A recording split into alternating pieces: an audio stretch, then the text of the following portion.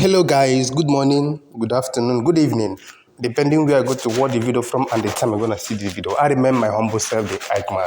If you are coming across my videos for the first time, please try to do me a favor by following me, like my video, share, comment if you are not doing so. By doing that, you are engaging with me and you are making my page to grow the more. I want to ask our politicians a question. Why is it that anytime we have a new administration, which they are the one involved, why is it that they like blaming the previous administration? Even sometimes, whether the party is a new party that comes on board or they are even the same party. Why do they like blame game? If you are failing, just admit you are failing. Stop blaming the past administration. I just want you to watch this particular video. Just this government that is just into office for 3 months. Remember, it was also the same people that was with the last administration that are also in this administration. But they are now blaming the last administration of Buhari. The same people that was with Buhari when he make all his policies that made Nigeria to be in this situation now are also the same people that are also in this particular administration, and now they have started blaming the past government already. Just 2 months. Just watch this particular man, Bajabi Amila. See what in this man they talk. The same administration, the same party. They are not blaming the past. Instead of them to admit they are not doing well, they are not putting the blame on the past government. Just watch the video and confirm.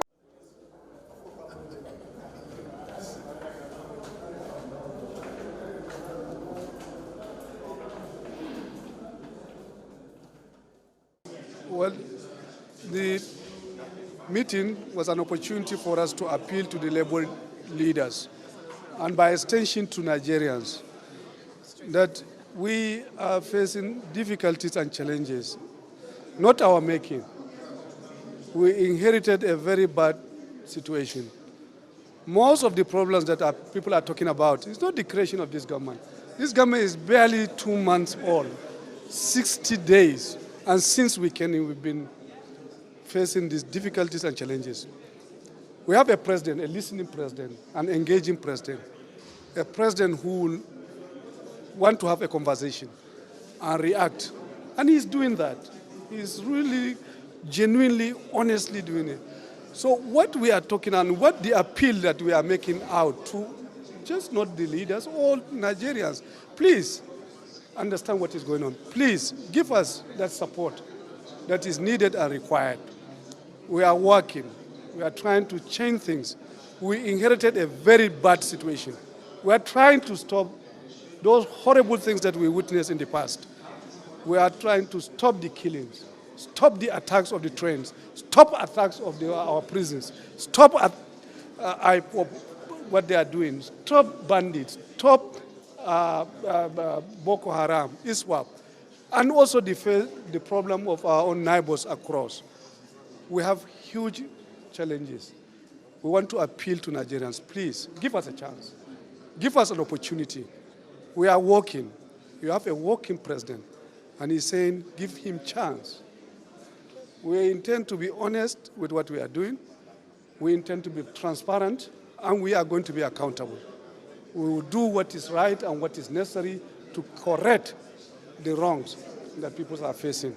Please, Nigerians, give us a chance. Okay, sorry, sir. Why did the government not put in place all the necessary palliatives before taking the policy? We are working on it. We are working. And look at what happened in Adamawa yesterday. We had a situation where grains were kept to be distributed across the country. Hoodlums just went in, destroyed it. Grains that ought to have gone all over the country.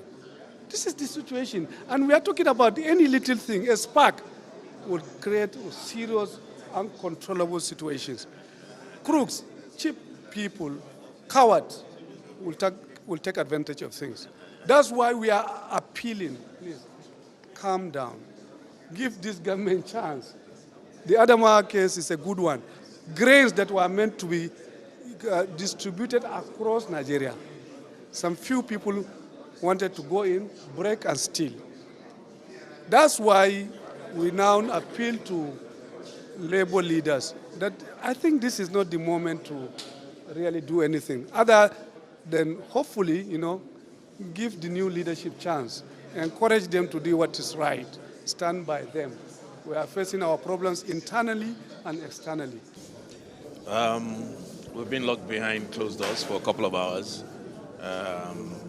We had a good meeting. Issues were thrashed out on the situation in Nigeria today, in terms of with the issues centered around government intervention on the situation in the country.